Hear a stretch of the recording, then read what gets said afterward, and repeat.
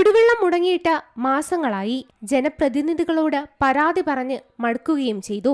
നിരവധി സമരങ്ങൾ ചെയ്തിട്ടും ഫലമുണ്ടാവുകയും ചെയ്തില്ല.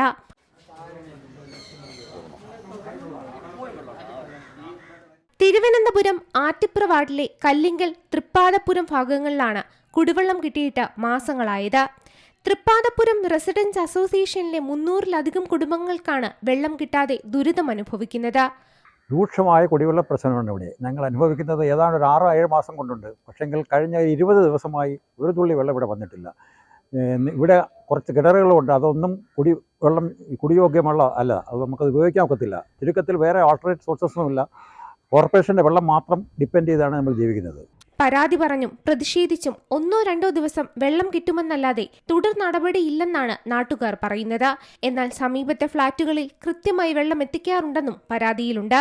ഞങ്ങൾക്ക് ഈ വെള്ളം കിട്ടുന്നില്ല, എന്തുകൊണ്ടാണ് വെള്ളം തരാത്തതെന്ന് ഞങ്ങൾക്ക് അറിഞ്ഞുകൂടാ. ഇവിടെയുള്ള ഫ്ലാറ്റുകൾ അത്രയും ഉണ്ട്, എല്ലാ ഫ്ലാറ്റുകളിലും വെള്ളമുണ്ട്. അപ്പോൾ വെള്ളം ഇല്ലാത്തതുകൊണ്ടല്ല, ഞങ്ങൾ സമരം ചെയ്തപ്പോൾ ഞങ്ങൾക്ക് ഒരാഴ്ച ഒരു ബുദ്ധിമുട്ടും ഇല്ലാതെ വെള്ളം തന്നു. അപ്പോൾ വെള്ളം ഇല്ലാത്തതുകൊണ്ടല്ല വെള്ളം കിട്ടാത്തത്, അവർ മനഃപൂർവ്വം വെള്ളം തരുന്നില്ല. വെള്ളമില്ലാത്തതിനാൽ തുണികൾ അലക്കാൻ കഴിയാതെ വന്നതോടെ കുട്ടികൾക്ക് സ്ഥിരമായി സ്കൂളുകളിൽ പോകാൻ പറ്റാത്ത അവസ്ഥയാണ്.